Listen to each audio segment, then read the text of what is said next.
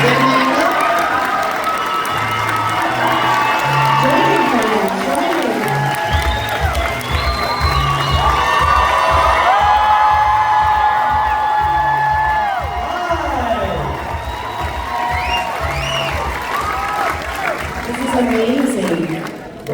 Welcome to MegaCon, folks. Thanks. Hello, Agents.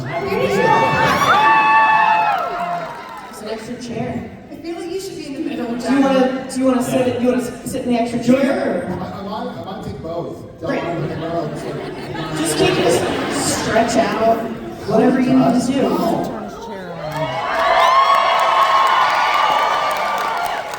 Why y'all here? Jesus, age range. For Chuck's sake. How's everyone's day so far? I was asking them. Mark, what did you do? That's how the day's going. No, we're gonna throw shirts later. Don't throw the mics yet. That's later. Who can catch? So, Hey, who's from the Orlando area? Hands up who's not from the Orlando area. I don't speak Scottish. What was that, Ruth? It's a need to know basis only, you don't need to know. I still don't speak Scottish. So, folks, I've got a few questions for you, and then we also have some pre-submitted fan questions that we're gonna have for you guys. But I'd love to start off and just ask each of you, give me one word to describe how you woke up feeling today, and one word of how you feel like you want to end today. I'm gonna start. I'm gonna steal this. I love it. Okay. First and foremost, children, cover your ears. Fucking thank y'all.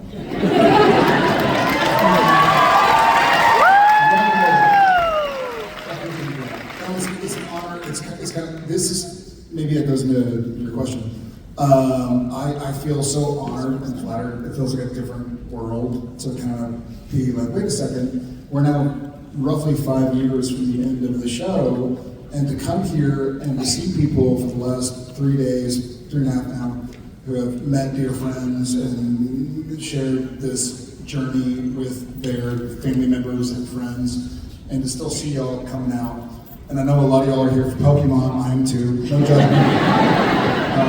But it's really, really special. So on a human level, thank you all for tearing my attention.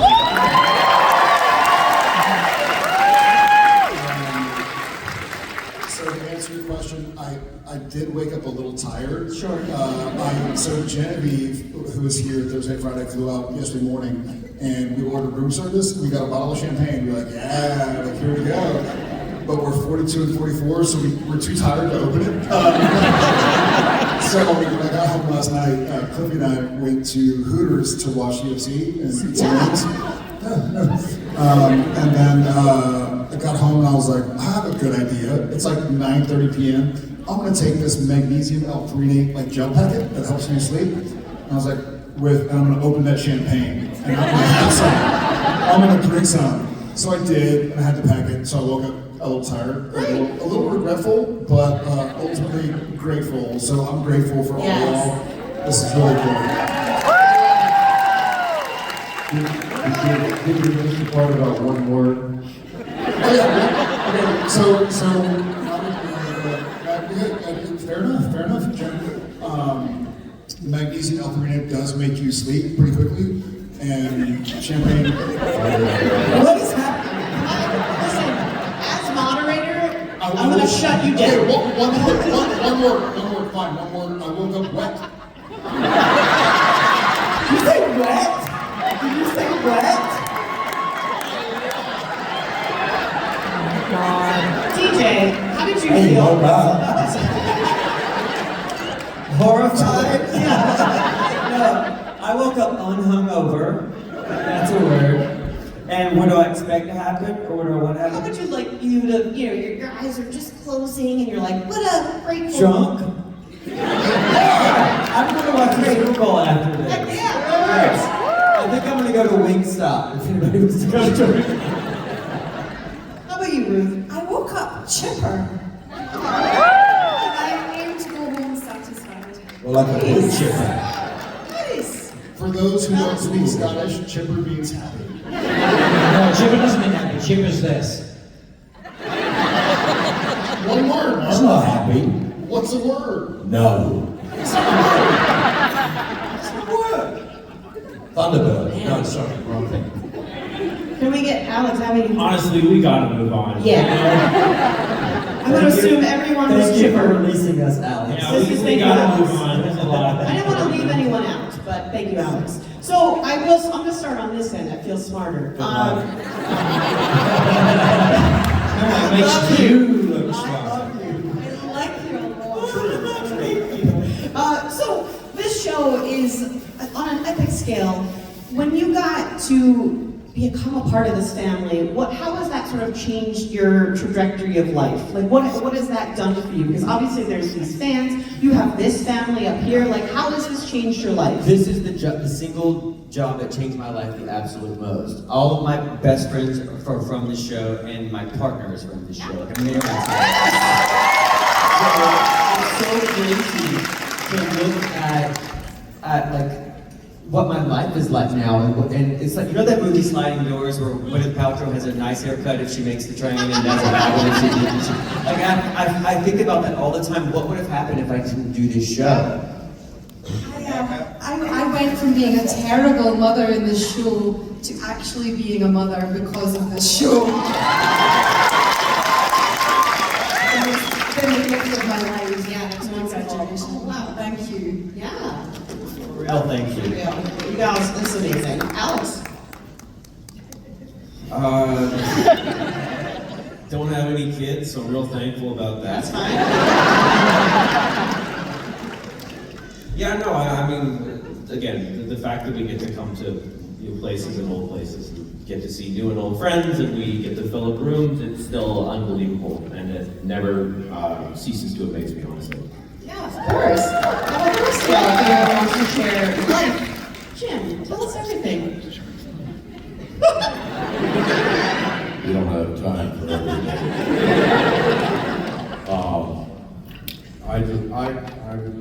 I'm very grateful that I got to, I got to work with these people and I got to grow old with this show, which was easy because that's how I started. And there's quite a number of people who were on this show that I actually still like. And it's a limited number, but Two of them are on the stage right now. at least Jim and you. but I still like all you guys, so.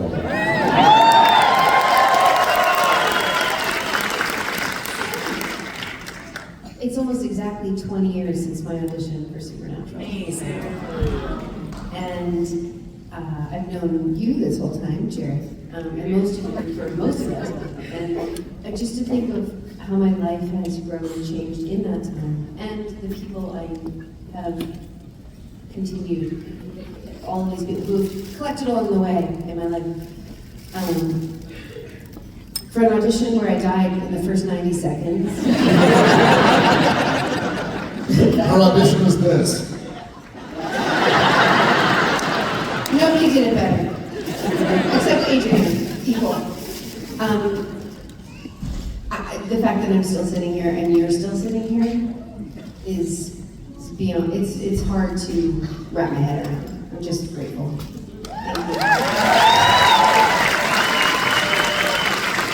Thank you. Your turn. How's your life changed? Are you serious? Yeah. No, she's fucking around. Well, I did when I joined the show. All of us just died for faith. Married, extra kid. I mean, I wish I'd died in the first 90 seconds, to be absolutely honest. I paid for one episode. I know! I paid for one episode! If I didn't know what was going to happen. What a journey. I don't know. Should we move on to Jared? Next question. The truth of the matter is, in all my years, Jim will back this up, we've been lucky enough to do some extraordinary television and features and stuff in my life, but there has never been anything like this. It doesn't exist anywhere else. I've been lucky enough to be in a lot of shows that have huge followings, you know, Who and Star Trek and all sorts of other things that like that, Battlestar and stuff.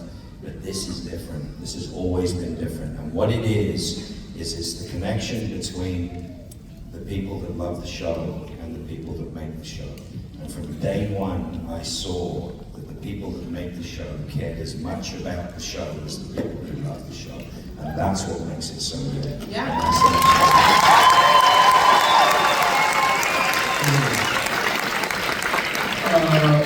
Okay, I'll give it a go. So hold on, you woke up wet. You said one word, so I tried to do one word, Mr. Sheppard. To Sam's point, I do think 20 years ago today, we were filming the pilot.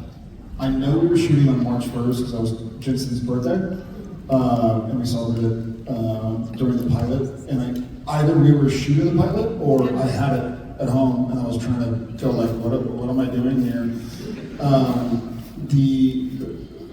To try and gauge it is so difficult, but I will say this. I can think back to the 15 change, because of the strike and COVID and this and that I was on the show, and there were a lot of sacrifices. I mean, everybody in this room, if you think of any 15-year period, there's been a lot of shit. You know, there's been a lot that like, this sucks, and I don't want to wake up, and I don't want to leave the house, I don't want to get out of bed, and I don't want to go meet with that person. But in hindsight, I just feel so grateful for y'all, honestly, because I was very public about some of the shit I was going through that I'd been kind of not secretive of, but hadn't shared yet. And I was met with such love and acceptance that it meant a lot to me and hopefully to some of y'all as well. And I just feel grateful. I'm gonna make a weird analogy. I'm like the king of bad analogies, so bear with me. But you know, sometimes you have your favorite band that no one knows about or something, or you have your favorite restaurant no one knows about. And you can walk in, get a table, like the happy hour on Friday, like cool, like this is my favorite place anyways. And then when people start finding out about it, you're like, shit! This feels the opposite.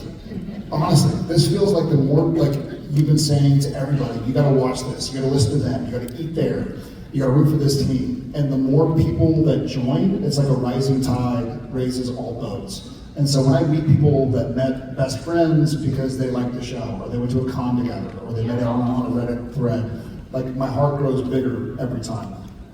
So again, wet and gratitude. I'm taking 2 words, doing 2 words. That was a great analogy.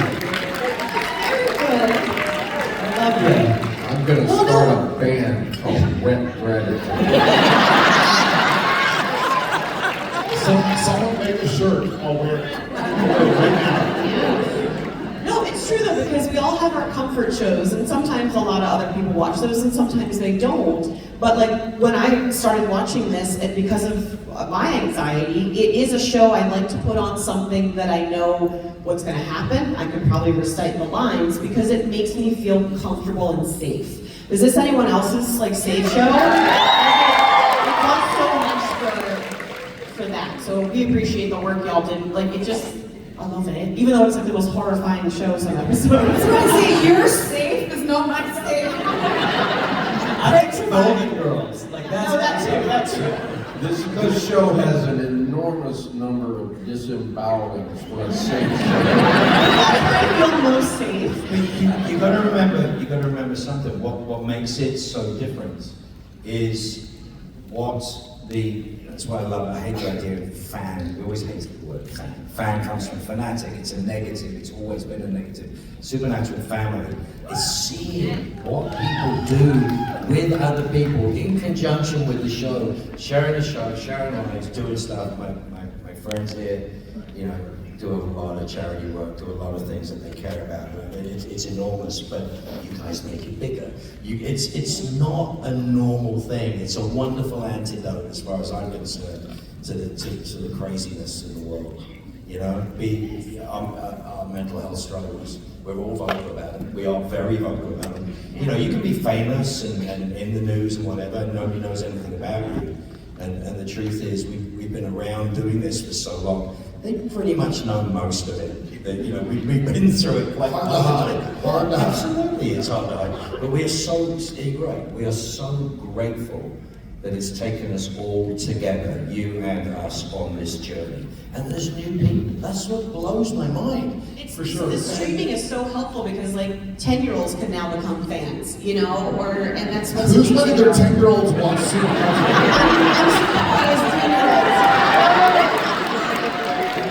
Right, please, Wesley.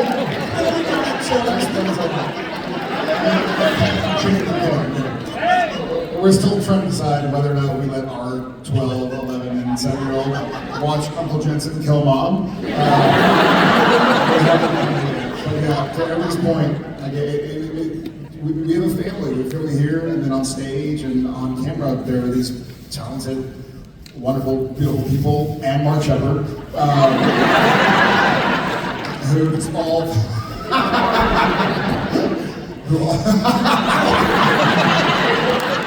Thank God.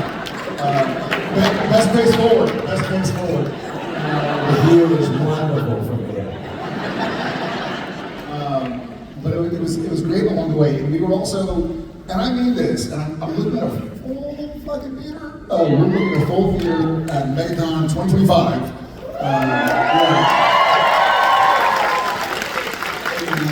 And there were several years of our lives where we didn't know if we'd get another season. And now here we are 5 seasons later, after it ended, going like, cool. Like, who started watching the show in the last couple of years? Amazing. Get out. Cool. Take the lady who lets her 10-year-old watch with you. Because a lot of the episodes, you guys like kind of teamed up in different things. Is there any character on the show that you wish your character would have done more team ups with and gotten to, you know, Charlie. go decapitate? Yes.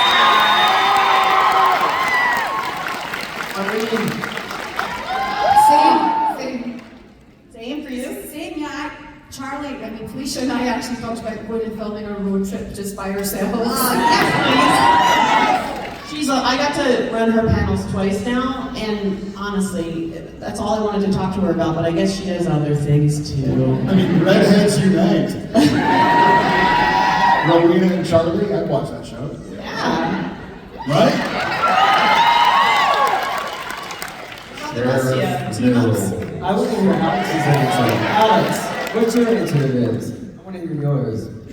More time getting drooled on by Garth, you know? I almost drilled on him once. They gave me these new werewolf teeth. No, but like, it's not that you drool on me, it was more that like, he's straddling me and he's like, oh, sorry, and this is totally out of his mouth. And I drank Michael's Grace and I was on top of you. Trying to bite you, but they gave me these new werewolf teeth that were too big for my mouth. So I couldn't close my mouth over them. And so they were making me go at him for a long time. And I was like, you need to call cut. I could see drool coming out of the side. I'm like, I'm really trying very hard not to drool on your mouth. I'm just laying there, I'm like, it's okay. I will say, having worn vampire teeth and werewolf teeth, this and that, as Sam, DJ is my absolute favorite other actors on the show to wear it, because in person at least, they look fucking stupid. And they're really sharp, and they cut the insides of your mouth, and so they're like, okay, let's put the teeth in, and so they come in, and they like dry your gums so they can put them in, and they're like, okay, we're gonna cover it, and so they control your lip down, but they were hard. Yeah, they're hard. They're like spikes. And so DJ, God love him, he would just stand there and be like, I feel stupid. Turning into a werewolf without CGI looks dumb. Because you're in front of a full, my castmates, and 200 people behind the camera doing this. You don't do it, it won't edit. So you have to, but it looks so stupid, and everybody around me is doing this. This motherfucker. And you, more than anybody, you'd stand there on your mark and you'd be like, I feel stupid, do I look stupid? And we're like, no, you look great. I licked my penis with those werewolf claws. Yeah, I did. You heard it.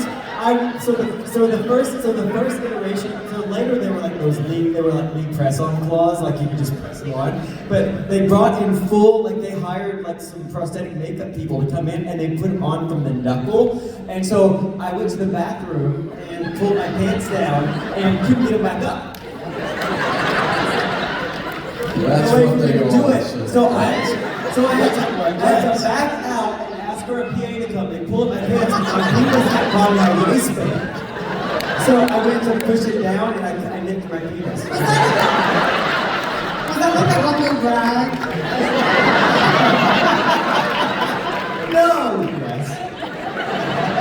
That's a sweet story. That's a Yeah, sweet so you also on set felt wet. And because it got caught in my waistband, grateful. You don't get stories like this with the Dick Van Dyke Show. Well, what about did you have a team Actually, up? in all seriousness, Sam and I, we're great friends from doing these wonderful conventions.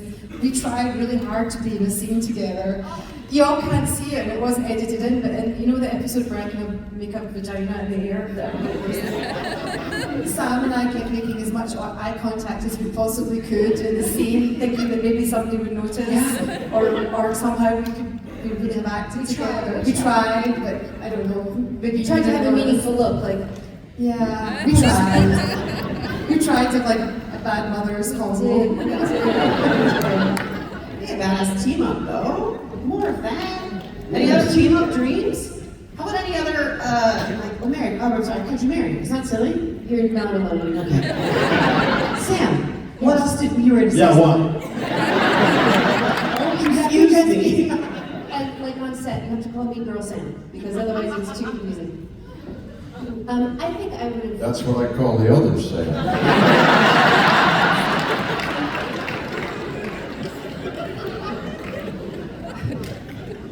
I think I would have liked to have more scenes with Jeff.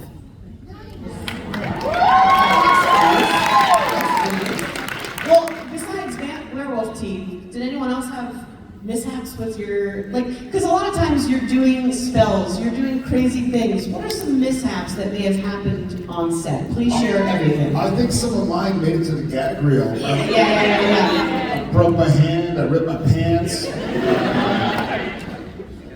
I may have farted a few times. You? Jesus. What's off camera? It was a mistake. Yeah, they were constantly, I think, poor Alex and Jim certainly suffered the wrath of my silliness. There was a point in time where Bobby Singer is in a hospital bed and his feet are down there and Sam and Dean are at the end and they're explaining this case or something. And so it's on Jim's face and he's just laying in bed, he can't do anything. And so I gradually, his head's over there, he's looking, the camera's looking at him. And so I start pulling his sheets up, and his little toesies are there. And so I go and I grab his big toe, his toenail, and I start squeezing it, trying to get a reaction. There's nothing. It's like in my other hand to like support my current hand, and I'm like, this fucking dude won't break. And he's in there, he's like, well, sounds like a roo-roo. Maybe you call Rufus and he'll let you know what's what. And we get through the scene, and I'm sitting there and I'm like dripping sweat, and I'm working so hard. And then finally we're like, okay, cut. And Jim looks up and he goes, you fucking idiot. I remember it every time. And then with Alex, he was new on the show, not brand new. But You nearly killed him. You nearly suffocated him. Let's tell the truth. Oh yeah. No, it was the Baby Driver, Mini Driver stuff. Every time he was on camera, Jensen and I got kicked off set by our director because then it's Misha and Alex, and we walk in to like unpack our bags in the hotel room, and then we get off camera and the camera's still on Alex and Misha, and Jensen and I start going like, the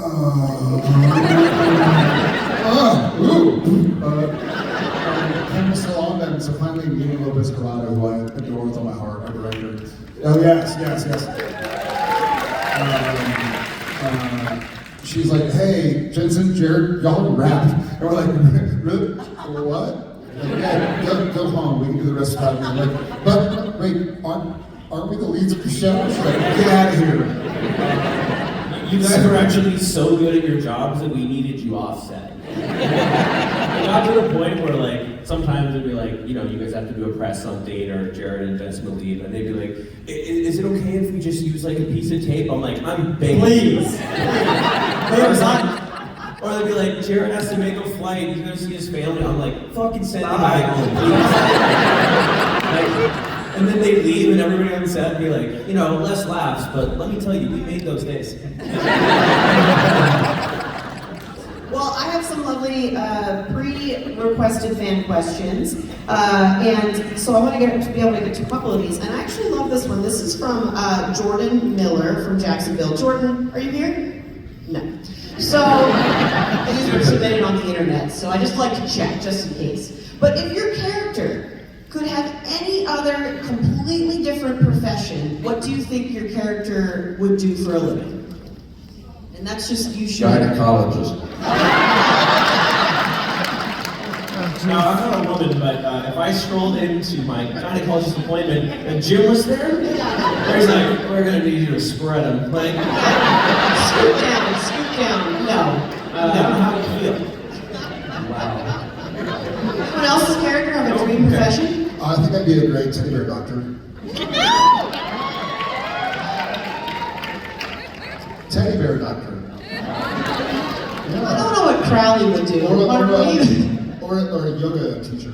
Well, it's all kind of. I'm very bendy. Nothing.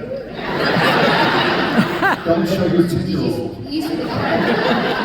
Yeah, the character. Yeah. Or you. What else would you love to be, Sam? Like in real life? You can choose either. Now I've opened it up. You can choose what you would do besides this or your character. Well, they're kind of related. If it were me, Sam, I would probably be an architect. And if it were Mary, she'd probably run like the stock room at Home Depot. You are very good at spatial planning and decorating. Very good. You guys don't know that, but what you've done to your house is so beautiful.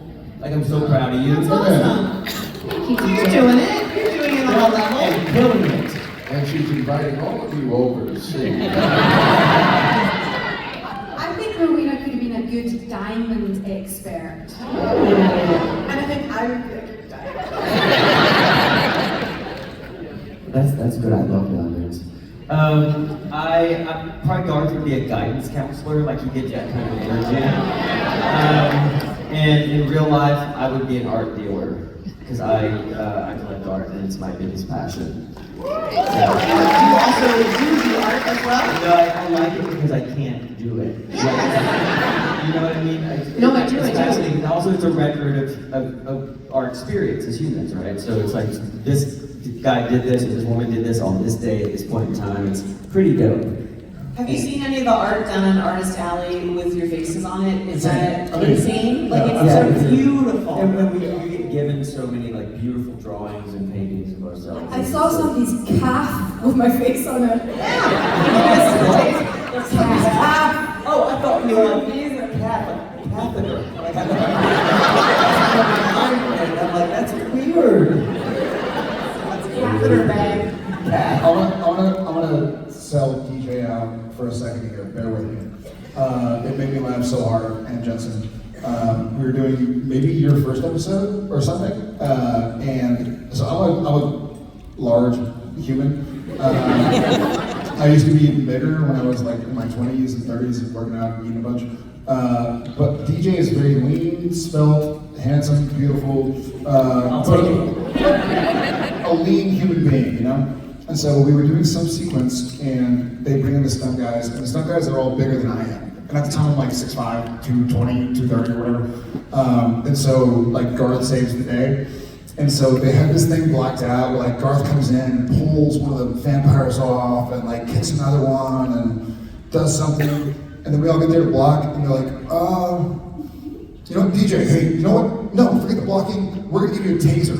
So you're gonna tase the guy. Are you familiar with my work? When I saw the people like doing all that stuff. And DJ says, and I want y'all to check this out, DJ is like, and I think he's accurate, he's like, I think I've tased more people in TV shows and movies than any other guy. I have the Guinness Book World Records for tasing on The television. world record of tasing on television, because they're like, no doubt you're fit and all that, but it's gonna look weird if you like pick up some dude who's 300 pounds, so why don't you just tase him with that? Make it easier. I also would like to go home tonight. Not in an ambulance. So another question, and I'll open it to all of you. This is from the lovely Olivia from Tallahassee, Florida. They're wondering, since some of the scenes were somewhat intense and very dramatic and things, was there any particular day or scene that you felt just drained after filming that particular scene? Because of somebody else, because of us. No, I mean, No, I hear that. Yeah. Well, here's what I'll say to that question. I don't know if I'm answering it, but I can think of 2 specific times where somebody's off camera was really intense, and not even not like hey, it's a 2-shot and you see both people. One was at the end of season 2, maybe begin season 3 when Sam dies, when Sam's killed, and I'm dead in the bed. Yeah, sure. No, it was 20 years ago. Watch the show. Unless you're 10, then don't watch the show. Okay, but one was when Jensen Dean is kind of like crying over Sam's dead body, and I was there and I was trying so hard not to breathe because Kim Manners has a shot where it's kind of over me and I have the dead makeup on and stuff, and Dean's kind of going through everything, and I remember like. That was ironically, like very difficult to shoot because I was just trying to go like, I wanted to cry. I was hearing Jensen do his performance and I was like, don't do it, don't do it, don't do it, like don't breathe. And so I was trying really hard. And then another time, where off camera was so important, and if y'all know me and have known me for a while, I hate giving credit to Mark Sheppard, but I'll give credit to Mark Sheppard. I mean that with all my heart. Sacrifice in the finale of season 8. I mean it. He was, Sam's going through the trials and I was all jacked up. And he's tied up in a chair. And so I've never, in 25 years in the business, 500 episodes of television and some movies and whatever, I've never listened to music in between takes, but I wanted to like get there and feel it. And so they have a 20-minute set, and they're like, hey, Jared, you want to go back to your trailer? And I was like, no, I just put my headphones and sit there and like listen to Sigur Rós. Great band, if you don't know.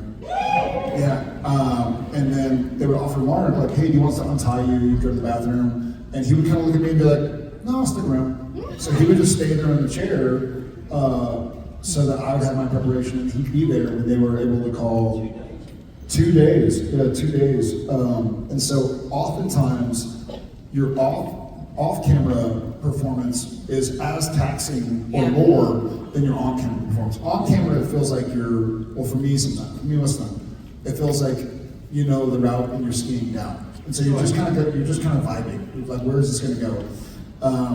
Whereas off camera, you're like, I don't want to mess them up. And so you can tell the way somebody does their off camera, how committed they are to it. As if they're like, whatever, I'm trying to say the words. Or if they're like, yeah, let's see where this dance goes. Having like an appropriate and committed dance partner. Oh, that's lovely. Mark, you have a question? The most amazing thing about that is we never shoot television in sequence. We shoot television to save money. So if you've got a scene at the beginning of an episode that's in a house, and you're in the same house at the end of the episode, you're shooting that together. You could shoot your death first and your birth at the end of the week. So you think about that. We shot the end of season 8 linearly, scene after scene after scene after scene. And I'll tell you how cool that crew is. They didn't make a freaking sound for 2 days. They didn't make a sound. They have every right between what we're doing to get on with their lives and do what they're doing. I mean, it's tense. They're giving us all the support. They were literally silent for 2 days. They're like, no, you're working, we're watching this. What a lovely space to like be able to work in then, right? But you actually felt, no matter what we were doing, we felt we had 100 odd people holding us. It was constant. I love it. It's one of my favorite things I've ever done in my entire career. It's nuts. I saw it recently. I'm singing. I mean, what the fuck? I was like, I don't do stuff like this. But it was so beautifully intense. My favorite thing in the whole thing is when I catch myself being weird, and I look at him, he's looking at me, and I go, what? And he goes, what? That wasn't scripted. It's the most weird. That wasn't scripted. What? It's like, what are we doing? This is like, it was so weird. And look, simple thing, that was fun in and of itself. And then Milosh coming downstairs with the wireframe drawings of the angels falling from the skies. Everybody just goes over and everyone's looking, oh my God, this is going to be amazing. Oh my God, this is going to be amazing. And that's the tone on that set. That's the feeling on that set, that every single person there wanted it to be as good as it possibly could be. And that's a joy, and that doesn't exist everywhere. And I'm so proud that we had number one, number two, and everybody else setting the tone. It's very much like That's why Jared was twisting my toes while Bobby. He didn't do that shit to me. You know why? Because I'd sue. You wrote something rude on the back of my car, and you were so happy about doing it. He came up to me, that's it like a puppy dog. Hey, you see it? And I went, if you scratch my paint, it's going to cost you $6 grand. That was it. Well, I'm glad you all love each other as much as we assumed you did. This is lovely. Even Jim's face, come on. You love each other. We love you. Can we give them a warm, I've